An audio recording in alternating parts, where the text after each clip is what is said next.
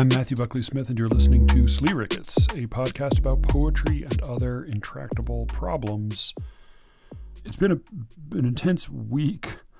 I did I think, really good talk with Shane McCrae today about the new book of John Berryman poems he edited. It went really well. I think it's going to be really fun. I think you will enjoy it.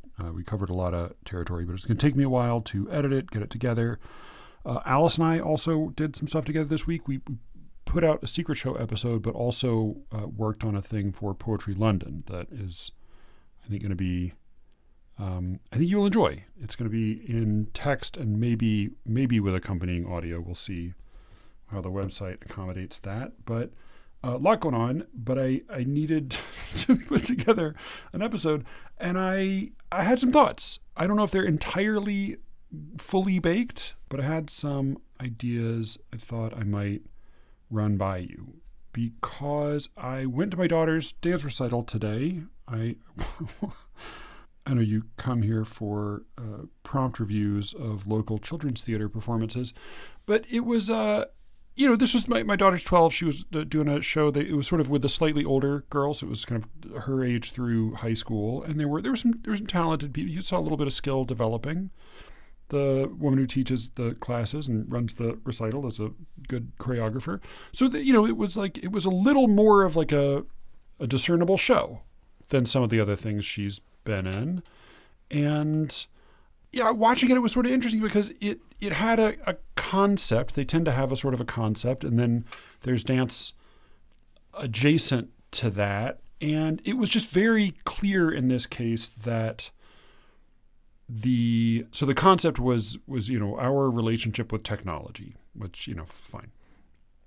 And the performance was mostly kind of low lit dances. Mostly the girls were wearing all black, and then every sequence had some sort of electric light on stage, and it was kind of cool. Like, some of them looked really good. There were some that were performed in almost total darkness with just the lights, illuminating the movements of the girls. And there were some were kind of soft lights, some were more pinpoint. There was a variety of kinds of light. There were some electric candles, and it was, there was some kind of nice effects there. And some of it definitely did kind of recall loosely some, technological phenomena or, sociological phenomena related to technology. And that, I think, is also fine. But what was very, very apparent was that both the teacher, did a kind of very heavy-handed narration, talking over a lot of the performances and explaining them, which was bad. But also you could see in the individual dances the moments when there was the greatest effort inserted to make a point about technology, to communicate, that, oh, look what they're doing with their phones, or look at the virtual reality as like a tether holding them back. And when there was a really overt effort to show us that the theme was present, that we weren't just watching pretty dances with nice lights and dark stage, we were definitely watching something that had a theme, that those were clearly the worst moments in the show. And the best moments tended to be those where it might have been a little harder to identify specifically what the theme or statement was, but there were sort of aspects, there was kind of furniture or features of technology introduced into a dance that was interesting to watch. None of this is surprising. None of this is groundbreaking. It's a children's show. Who cares, Matthew?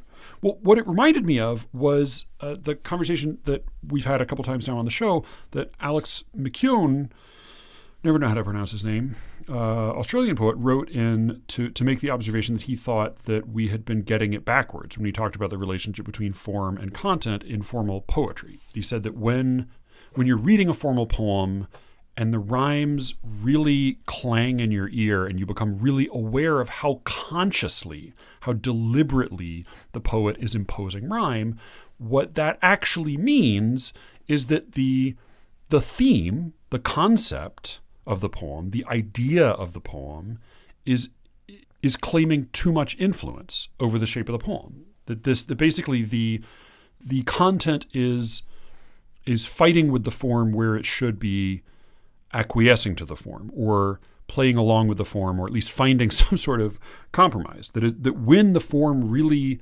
clangs in our ear is when the content is too overt.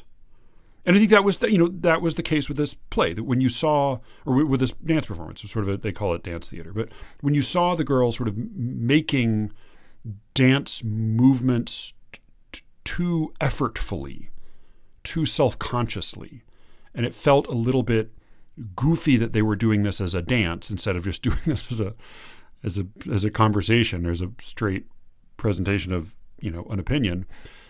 The moments when the dance got cringy were the moments when the concept, the theme of the dance was too overt. And this, I was thinking about this too, because I read something, and I want to say it was Freddie DeBoer, but I can't remember exactly. Said something that should have been very obvious to me. I mean, we've said it a million times on the show. Cameron likes to quote the line from Keats about not liking, hating to feel when a poem has its designs upon you, when you can tell what the author is after. But I guess I've been thinking about what sort of concretely makes that, what actually produces that effect. And I think it's sort of these, it's on the one hand when the intention collides with the form, causes the form to go off its tracks, as in the metrical poems or as in my daughter's dance performance. But then there's this other observation that I think it was Freddie DeBoer made, that the thing that's really offensive about a preachy piece of art is not even that it's preachy, because often if we're bothering to watch it, in many cases we already sort of agree, right? It's not just that we're being told an opinion. We're not offended if somebody in our life tells us that opinion.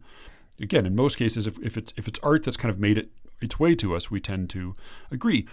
The thing that's really offensive about a narrative in which there's a clear moral agenda is that it distorts the picture of the world that we encounter. Again, not that we go to movies or to books or to plays simply to see strict naturalism. And again, I go to Elijah I forget from my theater days the difference between naturalism and realism. I think naturalism was the one that involved all of the literal lit candles on the tree in Ibsen.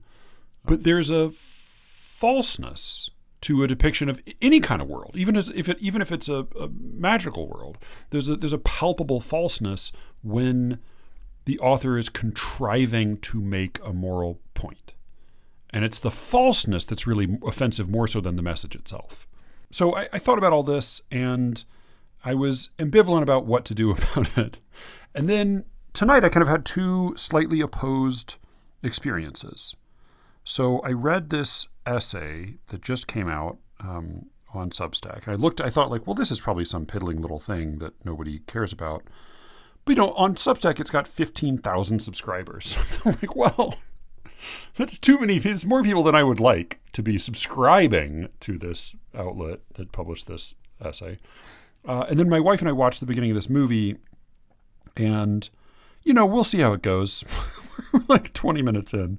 But the opening scene is a movie. It's like a new movie. And the opening scene was just two women on a couch doing male tears feminism riffs about how dumb and dick obsessed and insecure men are, which is fine. But even Joanna was groaning at it. And my thought was well, it's not my favorite. It's not my favorite crowd-pleasing material personally, but also she's groaning at it because it doesn't even ring true.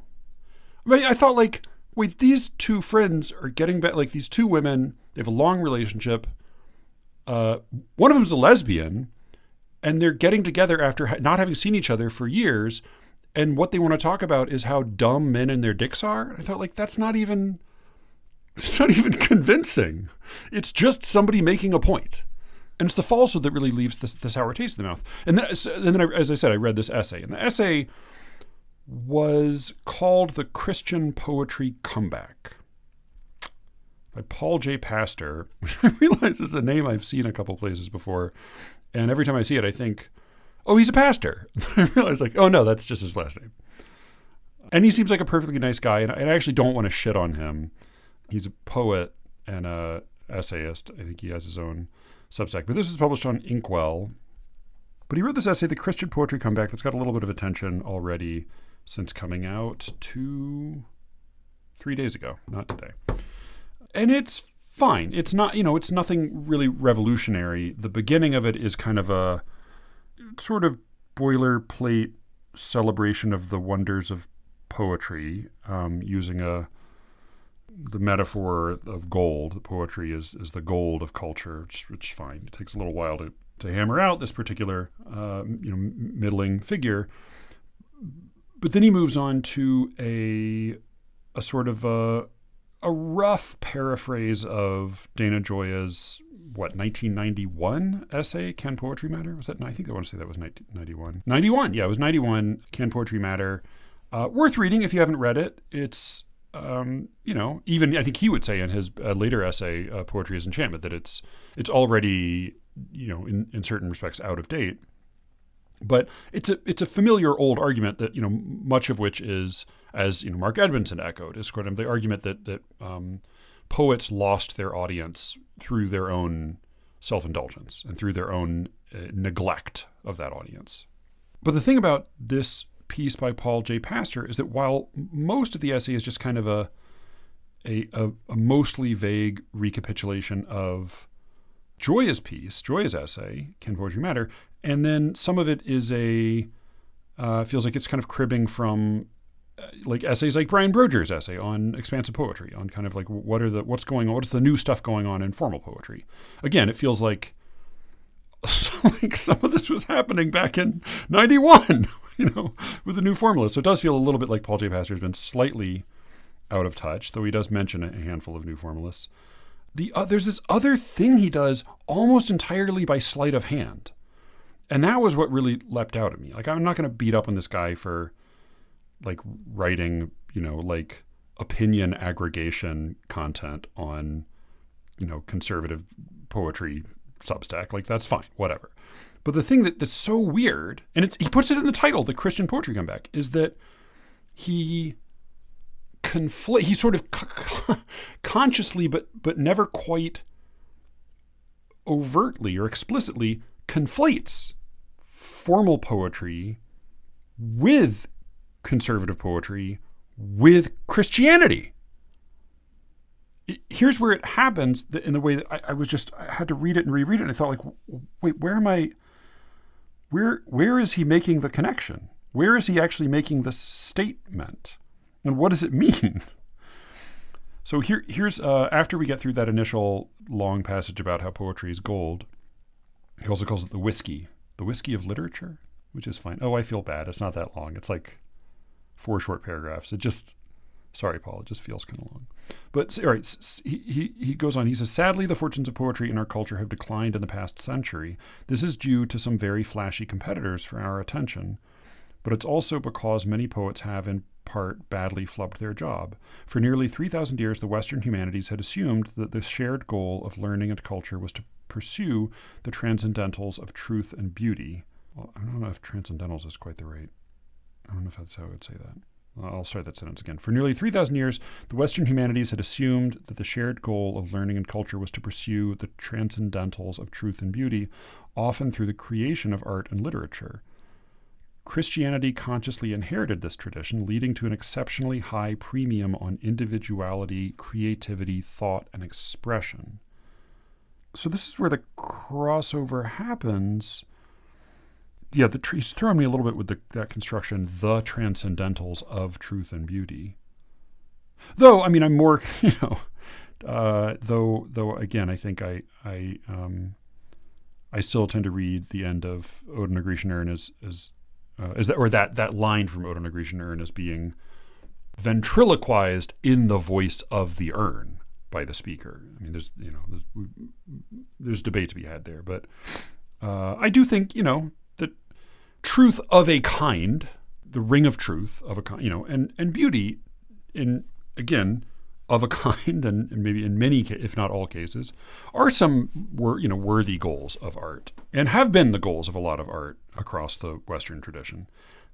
The sentence then, Christianity consciously inherited this tradition, leading to an exceptionally high premium on individual creativity, thought, and expression, is really interesting, because I could imagine a very different essay that would say, and in fact, like, it might be kind of a Nietzschean essay that would say, oh, well, when Christianity became ascendant in Western culture and it took hold of this tradition of Western art and made it, part of now a Christian tradition, then it led to an emphasis on individuality, because Christianity is concerned with individuality in a way that is a little bit different than some other religions.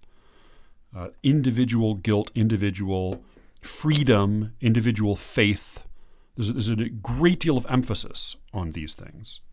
And I could imagine a kind of an interesting argument about how the influence of Christianity on art was actually to make it more identity focused. I mean, I don't know. I would have to see that argument made, but I could sort of see that being the way this essay goes. But instead, it takes a different turn.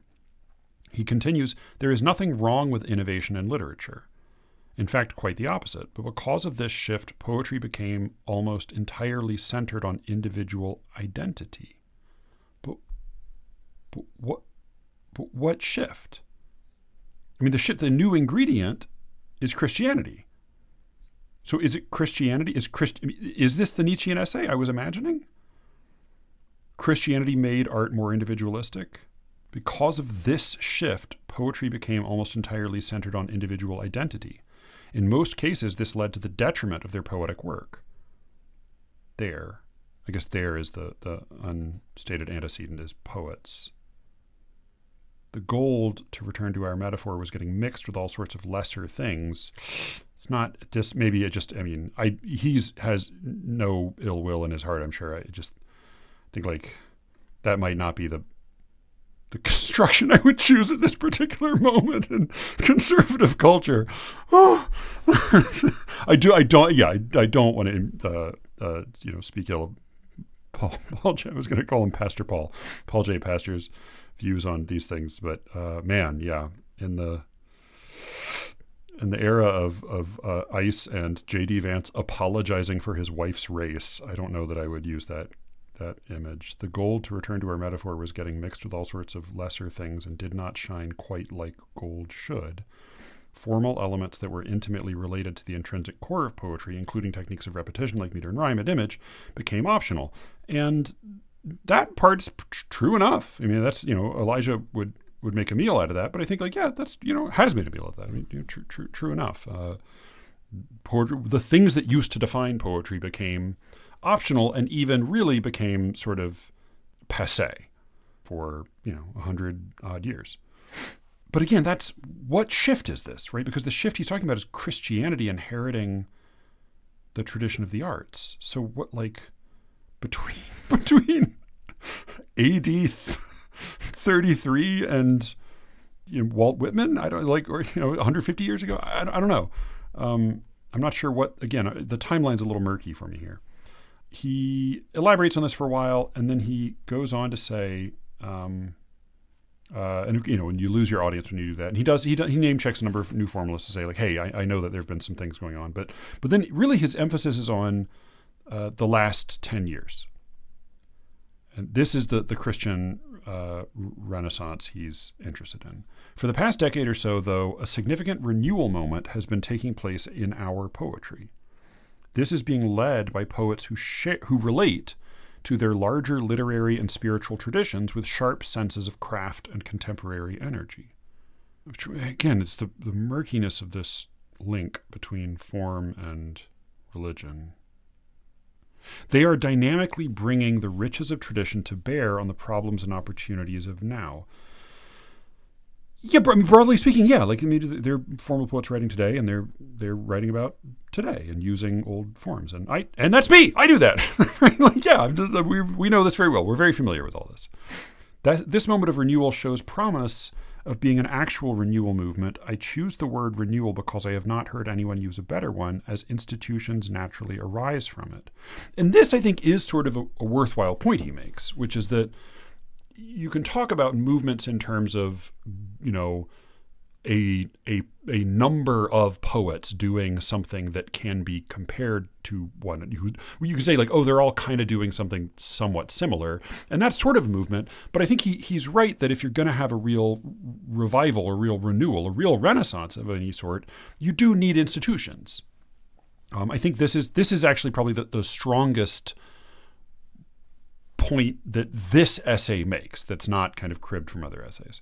Rather than simply a handful of scattered writers looking for opportunities where they can be found, there are the beginnings of excellent publishers, journals, graduate programs, and a culture of artistic friendship emerging that did not exist 10 years ago. And he in the comments, not in the essay himself, he even name checks University of St. Thomas in Houston, which we're very familiar with. And he's right. He's right. Like the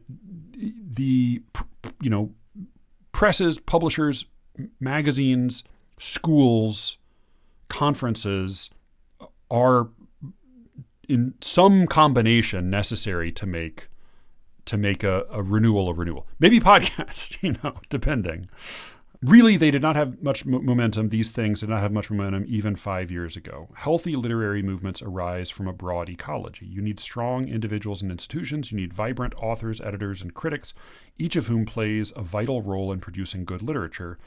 You need retail opportunities that strike the right balance between open and selective, and more than anything, you need passionate readers ready to invest money and attention to support the possibilities of new literature. That I'm in basically agreement with. Like, I think that's all a pretty good point. There's another version of this essay I could imagine that would say, like, well, what is it that makes what's happening in a lot of Christian poetry, what that makes it seem like a new thing, that makes it seem like a new significant event. I even saw the other day on, you can tell I'm getting fed like Christian gossip Substack. But I even saw a post. I'd heard of this Bishop Robert Barron, who's the figurehead of some big ministry that also includes an apparently like pretty high quality book publisher that I think Ryan knows some of the people involved in that. And they apparently move a lot of copies. And the piece that what suggested to me that like it was further evidence that there may be something like a real renewal happening in this culture is that the post I saw was a post excoriating him and his ministry for covering up a Facebook porn scandal involving him. Like it was like a soft cancellation post for the figurehead of this institution. And like, to me, that suggests it's a real institution. Like if it's worth taking him down, it must be a real institution. I have no opinion personally at all about him, it, and none of any of that. But I did think like that suggested that there was a thing there. Because again, you don't bother to take down somebody like that if he's truly a nobody or if his institution really doesn't matter. It apparently is starting to matter. And so I think Pastor Paul's totally right about, sorry, it's not fair. I shouldn't make fun of his name, but it is very tempting to call him Pastor Paul. Paul Pastor, I think, is quite right in what he says about what makes a cultural renewal have some meat and fiber, and it is the inclusion of things like new publishers, journals, graduate programs, and a culture of artistic friendship. I do think secretly that one of the quietly more significant social media vehicles for like definitely like the Christian poetry scene, definitely like the Christian formal poetry, and maybe even beyond that, is the private student and alumni Discord for the University of St. Thomas, which I definitely do not have access to that, but I have heard about it. And it is I think organs like that are really how movements and shifts in culture get momentum.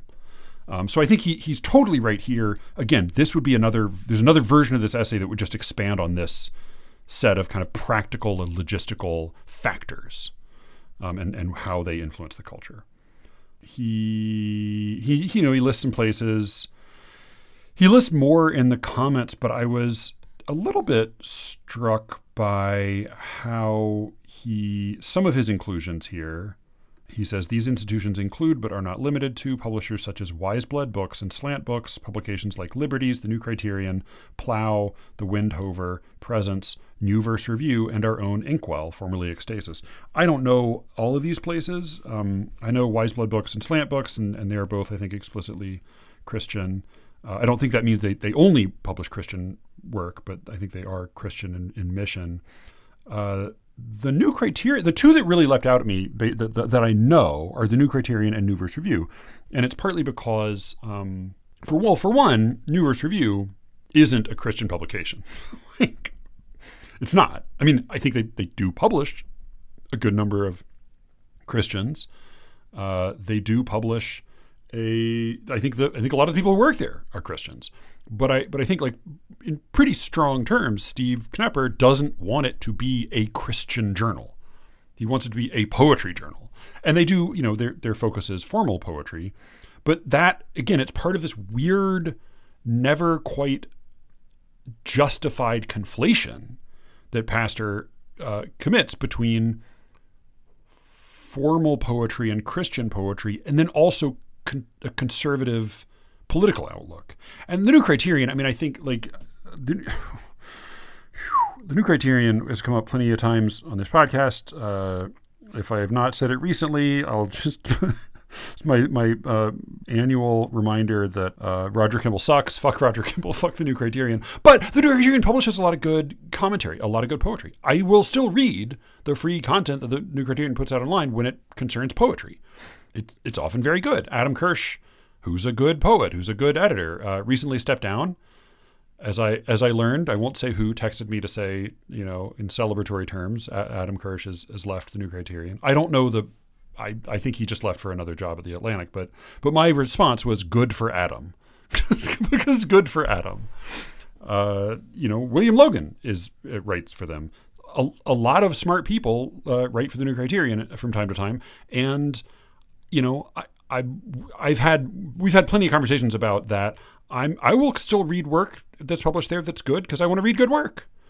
But boy, they've gotten worse than ever. Like, they've gotten really, not that these people, but like the New Criterion as an institution has gotten heinous. Like, it's gotten gnarly. The last long piece I read there that was not explicitly poetry related, because I thought, okay, let me give them the benefit of the doubt. I'm sure they're not all. I'm sure it's just Roger Kimball who's privately a racist. I'm sure it's not that the magazine itself, that's really openly arguing on behalf of racist policies or racist theories. So I read Douglas Murray's analysis of. It ended up being really more of a defense of the Great Replacement theory, and it was hair-raising. It was really racist. It was really xenophobic. And I didn't, I'd heard Douglas Murray speak on podcasts before. I thought he sounded smart and fairly well-informed, in many cases at least. I'm not, people often tell me I'm too slow to identify things as being racist or offensive. But boy, the New Criterion is, yeesh. It's hard to include them as just sort of a neutral item in a list. It does seem like there's Wiseblood Books, I think their institutions skew conservative. I don't know about all of these others. I do note that he doesn't include Image here, I don't think, which is religious and I think largely Christian, but not conservative. But again, it's not, is he talking about formal poetry or is he talking about Christian poetry? Well, the next paragraph is notable figures like Malcolm Gweet and Dana Gioia inspire listeners on YouTube and beyond with their poetry recitations. Again, you could forget, if you were reading this essay, you could forget that this was an essay titled The Christian Poetry Comeback, But then you get to a paragraph like this. Notable figureheads like Malcolm Gwiet and Dana Gioia inspire listeners on YouTube and beyond with their poetry recitations. Highly selective new poetry prizes have opened, often favoring formal verse. So again, we're talking about a revival of formal poetry? Okay, great. The next sentence is, even mainstream Christian non-fiction publishers are beginning to publish creative prizes, including poetry and similar writing from recognizable names in Christian publishing. But why?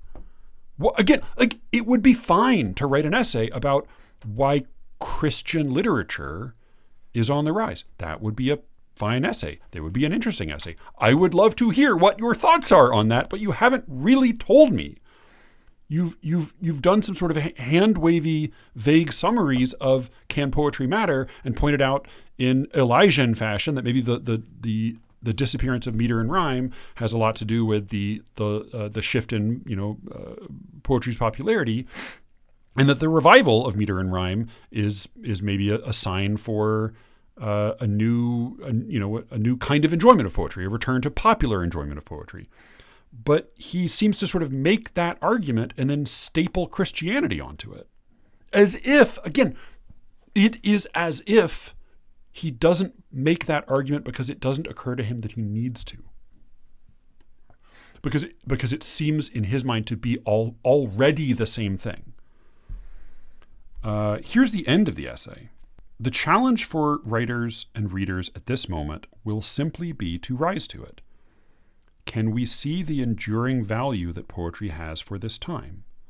Will we participate in supporting excellent new literature by reading it, writing it, buying it, sharing it, reviewing it, loving it? Again, so far, like this could be Shannon Mann of Only Poems, and what's the Strange Pilgrims? She has a fiction magazine as well. Like, I see her stuff online. She's a big poetry booster. She's big on like, hey, poetry can save the world. You need to do your part she tends to be actually kind of funny and like a little bit more of a. She seems like more fun at a party than Paul J. Pastor. But like, this could be her kind of argument. But she would be talking about poetry at large, literature at large.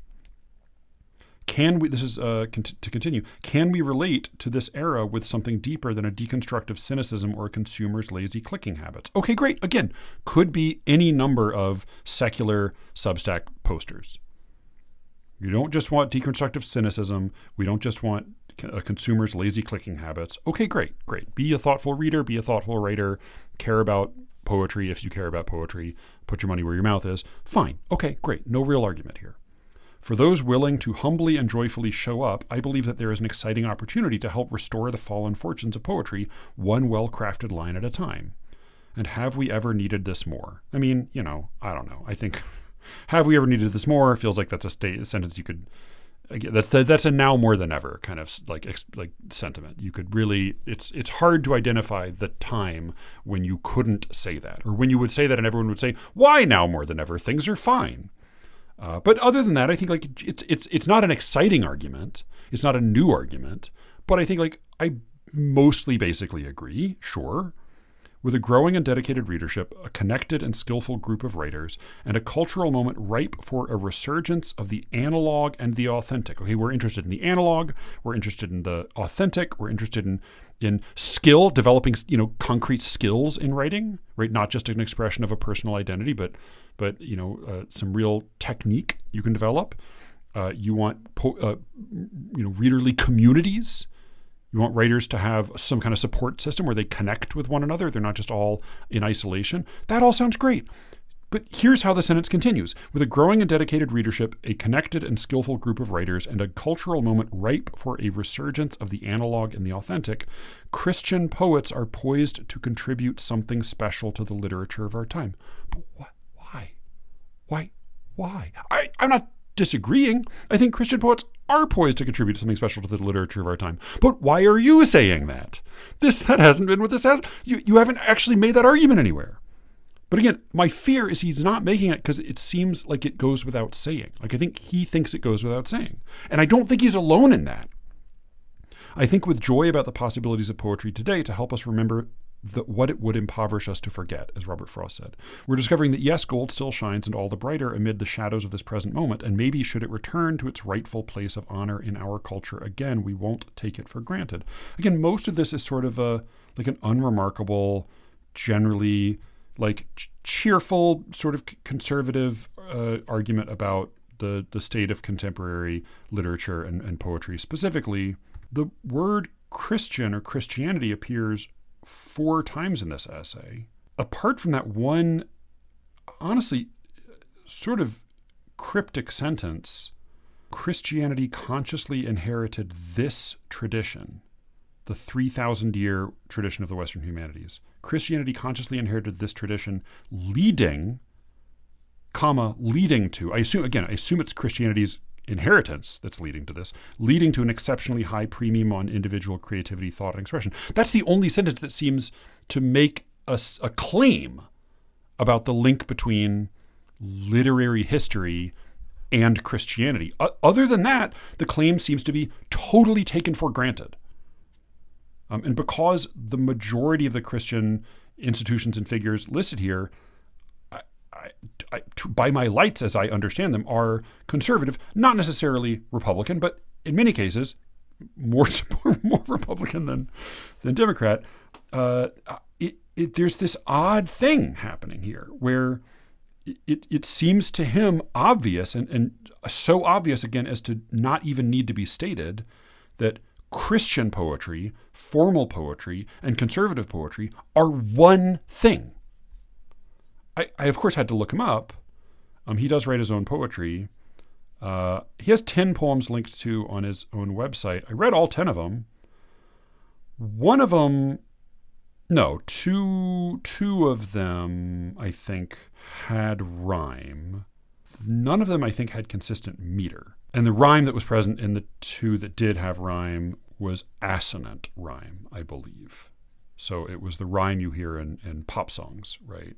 It was a lot of slant. I mean, not all. Some of it was true rhyme, but it was very slant rhyme. The meter was very. I mean, he didn't. I don't think he's hearing meter. But again, that was 2 out of 8. So it doesn't. It seems like for the most part, he's a free verse poet. So again, it's this. I'm baffled by this claim. And then the response to it seemed to be just excitement and celebration. People seem, and including I know people who listen to this podcast who are excited to respond to this. I would love to hear. I mean, tell me if I'm being too mean to Paul J. Pastor. Tell me if I'm totally missing the point. Again, if the point is just, hey, here are some great institutions that we love and think are good, then terrific, great. I have no quarrel with that. That seems great. Again, if you wanted to write an essay about the renewal of formal poetry, I mean, I honestly have read that essay a number of times, but okay, fair. If you wanted to write an essay about why Christian poetry is having a kind of a revival right now, I would honestly be more interested to read that, just because I'm not sure what I think. I think there's something there, but I don't know quite what it is, and I would be interested to hear what you think is happening. I'm always interested to hear, inside arguments about what a culture. I'm interested to hear, and this is why when I was in graduate school, I had to spend a semester either working in the scene shop or in the costume shop, and I worked in the costume shop because I wanted to hear women talk when there were no men around. And I did. I mean, I was around, but I was boring enough that they mostly seemed to forget me after a while, and I was the only man there. So I heard a lot of women talking when there was sort of a dummy man around, and I learned a lot from that. So I'm always interested to hear, if you're a conservative Christian poet guy, enthusiast, and you want to write about what's happening in that scene, I'm interested. I'll read it. It's not my scene, but I want to hear about it. But this bothers me. And it bothers me because it seems like, again, an assumption that I could see happening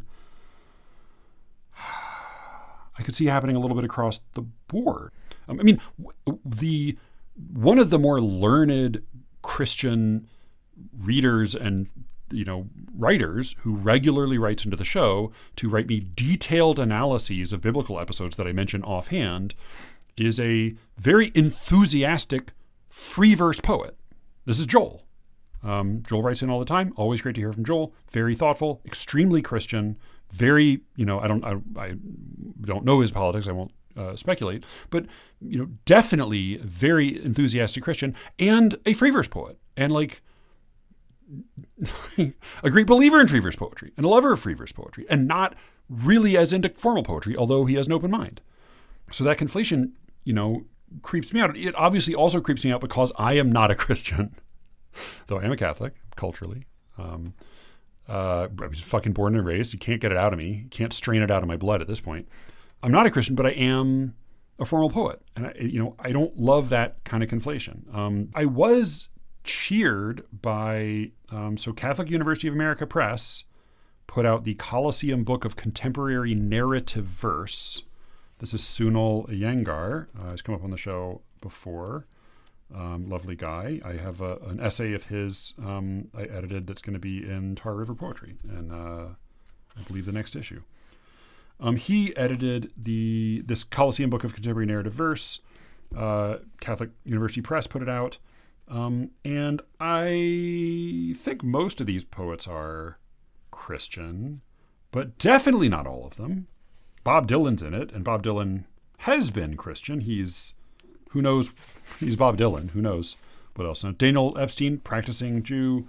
A. Stallings, practicing Epicurean. Rachel Whetstone, I believe was Jewish. I don't know that she was a believer, but she was Jewish. Josh Megan, anxious atheist.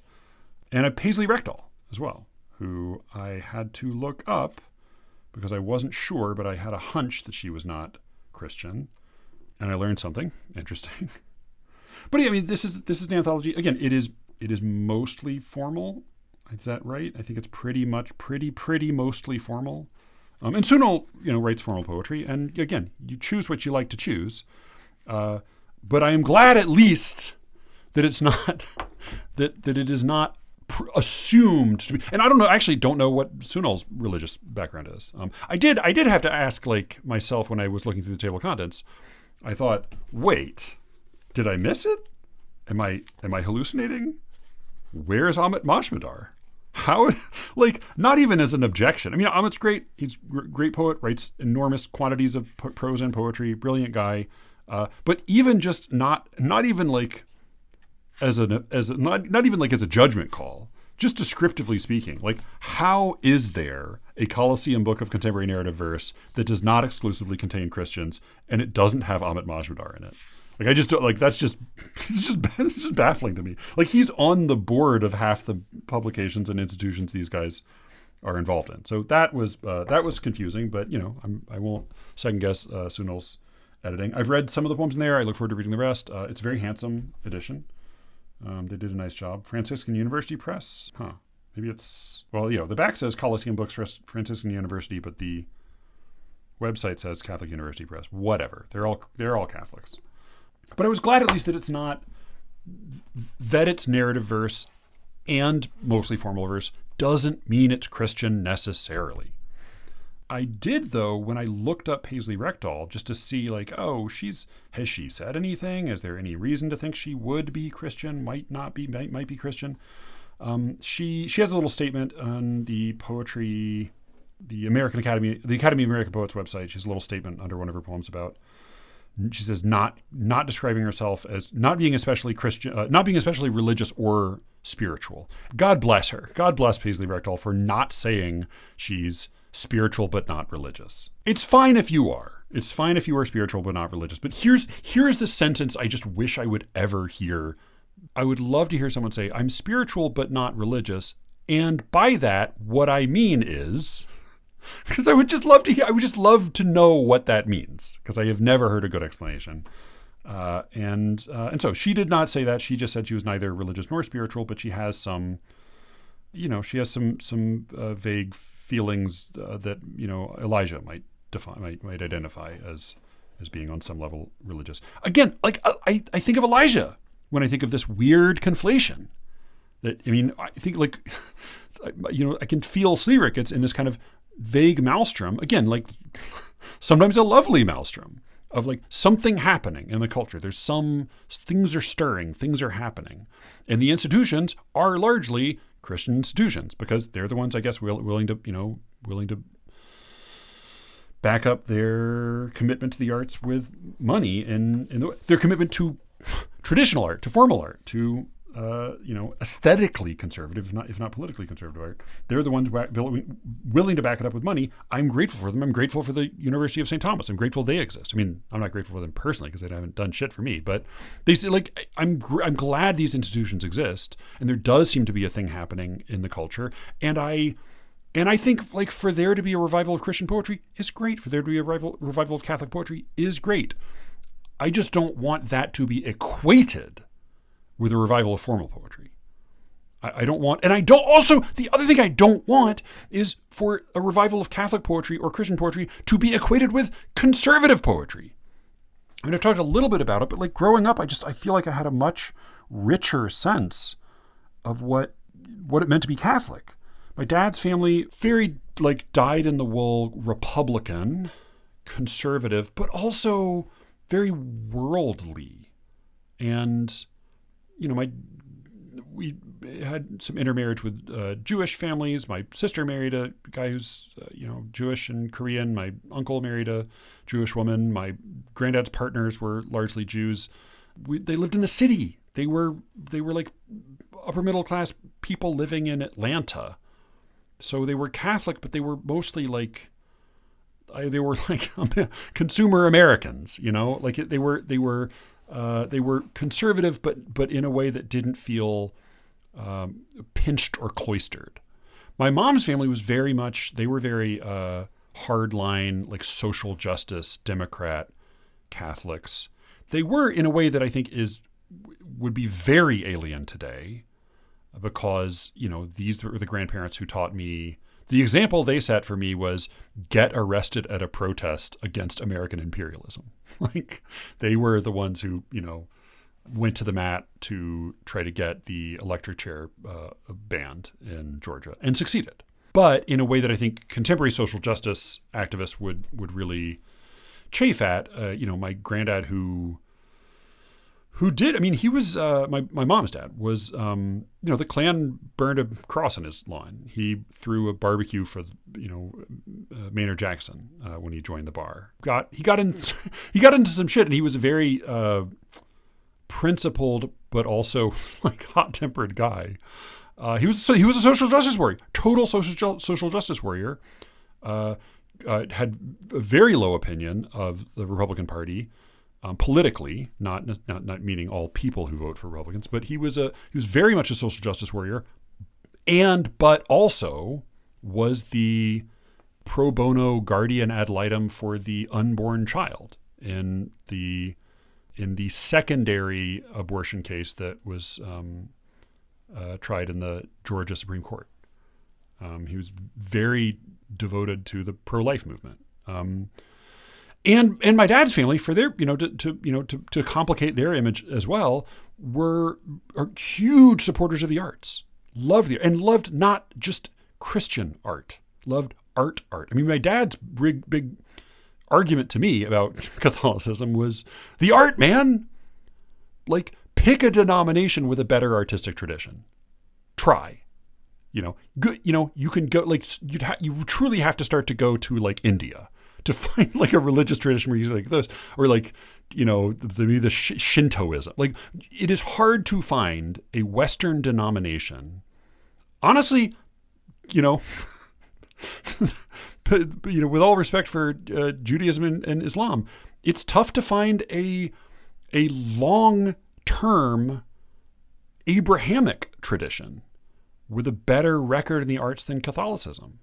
I think Jews, especially in the last 150 years, have really put in some work when it comes to some of the arts. I mean, have really dominated some of the arts. But if you want to go back a 1,000 years, 1,500 years, it's tough. It's tough to beat the Catholic Church for art. It really is. And I mean, I'm sorry, every other denomination of Christianity, but you don't hold a candle. You're not even in the conversation. You're not even part of the, it's like, you didn't come up. And my dad, like, again, my dad's lesson was always like, we live in Atlanta. Your allies are Jews and atheists. Like their friends, they would bring around were like other Catholics and then Jews and atheists. Like those are your allies, and they're your allies against the Baptists. Again, none of this is to say that any of these people had an absolutely correct perspective, but it is to say Catholicism didn't mean one narrow thing. It was rich and murky. And like, not to mention like 90% of the pregnancies in my dad's side of the family were out of wedlock. Like generally before wedlock, generally, not, extramarital, but they were premarital. We're fertile people, we were drunken, belligerent, promiscuous people being good Irish Catholics. And that's the Catholicism I love. And again, like if you are a Catholic today and you want a renaissance in the Catholic arts and you don't want to include non-believing Catholics, then like, I don't know, man, look back at that rich artistic tradition. Because this is the first Bill Hicks joke I ever heard, because like Alice, I learned of him from the inside of the Tool CD Anima. The joke is, if you don't believe drugs have done good things for us, do me a favor. Go home tonight, take all your albums, all your tapes, and all your CDs and burn them. Because you know what? The musicians that made all that great music that's enhanced your lives throughout the years were real fucking high on drugs. That's kind of how I feel if you're a Catholic today who doesn't want to include Catholics who are Catholic just because that was the culture they grew up in, and not because they actually believe in Jesus Christ and the Nicene Creed. I mean, that's my feeling. Like if that's your opinion, then go home and burn all your prints of the David. Burn all your prints of all the great Renaissance art that you love, and a lot of the art before and after that as well. Because just being a cultural Catholic is the Catholic tradition, right? Do you think my dad was the first person to stick around in the Catholic Church because the art was so good? Hell no. Hell no. So yeah, I am dismayed by the weird convergences and conflations among these different groups. Again, there's a lot of overlap. There should be a lot of overlap. There's a lot of cross-pollination. I think it's great. But I think of Elijah. I think of Ahmed Majmudar, right? Practicing Hindu. I neither want the non-Christian parts of these, good influences in the poetic culture to get washed out or covered up, nor do I want them to be excluded or covered over in this new movement. And I don't love the idea that you don't even need to make the case, that it just goes without saying that if you say Christian, you mean conservative. If you say Catholic, you mean believing. If you say formal, you mean Christian. I don't like those conflations. I don't like those assumptions. So I'll just finish by saying, because I talked a couple of weeks ago about a very ugly, messy, stupid cancellation campaign, and I was not planning on talking about another one, and I won't really spend much time on this, but when I looked up Paisley Rekdal and the statement she made about not being spiritual or religious, what I found was one of the stupider news stories I've encountered in a year of stupid news stories. I don't for the most part get into the news and politics unless it's specifically poetry related, just because I figure you have a lot of other places you can go to hear about that. But I was baffled. Paisley Rekdal was scheduled to speak at the Air Force Academy, and they canceled her speech. I mean, this is just textbook out of 2017. Every single thing conservatives correctly complained about in left-wing university culture, this is what they're you're doing it. You're doing the thing. You're doing it all over again. Paisley Rekdal was scheduled to speak to the cadets at the Air Force Academy. This is in Colorado. It said what her speech was going to be, and I have to confess, it sounded boring as all get out. Paisley Rekdal's written some poetry I like. I'm going to read a poem of hers later. This sounded wretched. Paisley Rekdal. This is from the Fox News article. I looked up the Fox News article because I wanted to hear what Fox's take, and spoiler, Fox's take was not much different from the Colorado Gazette's take. It's just the Gazette. Is that what they call it? Here's from the Fox News article. Paisley Rekdal was invited to speak at Colorado. Oh, they invited her this was because she was going to speak there, and then like the day she was speaking there, Charlie Kirk got shot. The lecture she was going to give at Colorado College was similar to the one she had planned for the Air Force Academy. Her lecture included readings of her book, The Broken Country, which explores memory and trauma among Vietnamese refugees. It's not that one can't write riveting poems about those subjects. It's just that if that's how you pitch the book, it's going to be a snooze fest. I don't want to read another book that explores memory and trauma among any group. I want to read a book of good poems. And she didn't write this description, but where's the other description she gave of her? Oh, here's what she said. I decided to take a more wide-ranging approach to the subject about how we memorialize war, how we artistically represent it, and how we think about war many, many generations after those conflicts have passed. And again, maybe it was a brilliant and fascinating talk, but that sounds terrible. That sounds terrible. And yet, it was insane that the Air Force Academy canceled her. Why did they cancel her? This is back in August. Air Force Academy officials have canceled an upcoming annual lecture after discovering the speaker's online history of disparaging President Donald Trump, prompting serious concern from the donors who support the series. That's it. And I thought, all right. They said it was disparaging. I want to hear, because I'm sure if there was something really awful, if she, was calling for people to kill Donald Trump, if she was just speaking in the most obscene terms, it still wouldn't be good to cancel her. But how offensive was this? How nasty and vicious and inexcusable was this disparagement that she performed in public? Here's what Fox News quoted. Here's their quote that they pulled from her disparaging speech. It was that she called an executive order by President Trump regarding student protests, quote, not just unconstitutional, but one more move towards authoritarianism, unquote. That was the offensive speech. That's why her talk got canceled. So, far be it from me to call a lieutenant general of the United States Air Force, like Superintendent Tony Bauernfeind, a gutless, lily-livered coward who is the mirror image of the most obnoxious blue-haired woke campus crusader. But yeah, that's the role he seems to be stepping into. So I was absolutely disgusted by this. And again, it's possible. Paisley Rechtel seems like a truly lovely person. I've heard nothing but good things about her, as a human being. Her talk sounds very boring.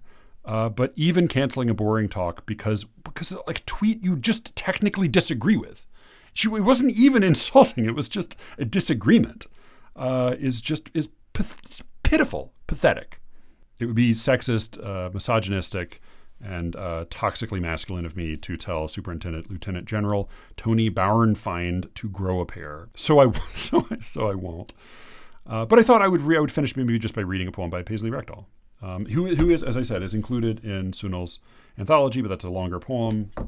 So I thought I would just read this short one, which is somewhat on the subject. It's not a perfect poem, but I liked this. I enjoyed this one. I had not read this before. This is called Intimacy by Paisley Rechtel. It's about The Fly, the old Cronenberg movie, and then it's also about the resurrection. Intimacy by Paisley Rechtel. How horrible it is. How horrible. That Cronenberg film where Goldblum's trapped with a fly inside his material transformer. Bits of the man emerging, gooey, many-eyed. Bits of the fly worrying that his agents screwed him. I almost flinched to see the body later that's left its fly in the corner. I mean the fly that's left its body. Recalling, too, that medieval nightmare, resurrection, in which each soul must scurry to rejoin the plush interiors of its flesh, pushing through, marrying indiscriminately, because heaven won't take what's only half. one soul blurring forever into another body. If we can't know the boundaries between ourselves in life, what will they be in death? Corrupted steadily by maggot, rain, or superstition, by affection that depends on memory to survive. People should keep their hands to themselves for the remainder of the flight. Who needs some stranger's waistline, joint problems, or insecurities? Darling, what I love in you, I pray, will always stay. The hell away from me. I thought it does some nice little touches. This is free verse. She has some thoughtful line breaks. How horrible it is, how horrible, just after the title intimacy. So you initially think she's saying this about intimacy itself.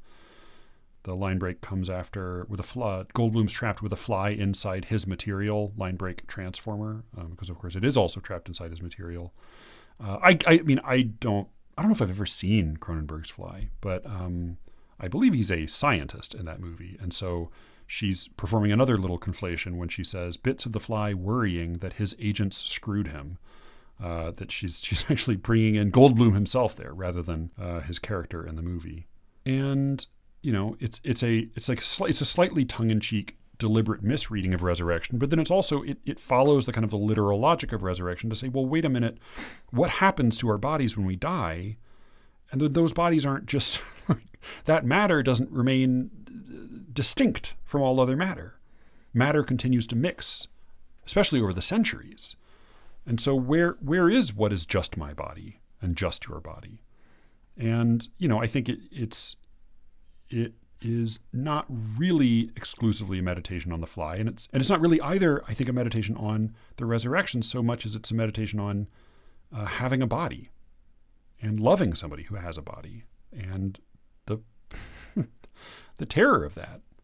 There are very facile arguments against the goodness of an idea like heaven that tend to go along the lines of, but wouldn't you get tired of it eventually? Anything would become hell after an eternity. Like, all right, fine. Like, I don't know. It feels like it shows a little bit of a lack of imagination. But what does seem to be like a real, it's not so much a challenge, like a theological challenge. I'm not really interested in making theological challenges, but what the concept of heaven does suggest is part of what I do cherish so much about life and love on earth, which is its particularity, which is its non-fungibility, its non-mergeability. It's not just that I don't want the two of us to mix like a brindle fly and a material transformer, my darling. It's that I love your you-ness. And the part of the horror I feel that I'm exporting to a horror movie and to medieval doctrine is the horror of knowing that your body will decay, will fall apart, will leave, as will mine. And that's why I think she also does a nice job with that final line break. Darling, what I love in you, I pray will always stay. The hell away from me. The hell away from me is a nice joke, picking up both, the rhetorical emphasis, using hell to say, I mean this strongly, but also suggesting something about how far one might go to avoid the horror of heaven, as imagined in this poem. But also that line break, what I love in you, I pray will always stay. I think reveals maybe what's the beating heart of the poem. I thought it was quite nice. Yeah, I don't know how linguistically dazzling it is, but it's touching. And it's engrossing, and I enjoyed reading it from start to finish. You can't say that about a lot. All right, this is Intimacy by Paisley Rekdal. How horrible it is. How horrible. That Cronenberg film where Goldblum's trapped with a fly inside his material transformer. Bits of the man emerging, gooey, many-eyed. Bits of the fly worrying that his agents screwed him. I almost flinched to see the body later that's left its fly in the corner. I mean the fly that's left its body, recalling too that medieval nightmare, resurrection.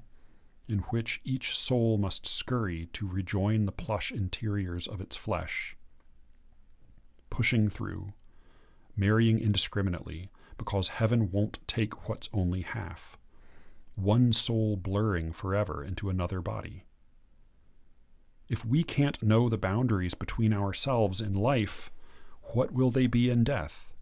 Corrupted steadily by maggot, rain, or superstition, by affection that depends on memory to survive. People should keep their hands to themselves for the remainder of the flight. Who needs some stranger's waistline, joint problems, or insecurities? Darling, what I love in you, I pray will always stay the hell away from me. All right, I have a whole other Secret Show episode that I think you will really like. It is not part of this episode. It is a separate thing Alice and I recorded. We talk a little bit about contemporary Australian movies, but mostly what we talk about is domesticity and supporting oneself while being a poet and the economy of a marriage. We read Doris Lessing's story and Betty Friedan essay, and it is... yeah, my feeling was like, whoever I failed to offend in this episode will be offended by that one. But it became a pretty raw and personal conversation. And you can even hear what I got most offended by on my own podcast.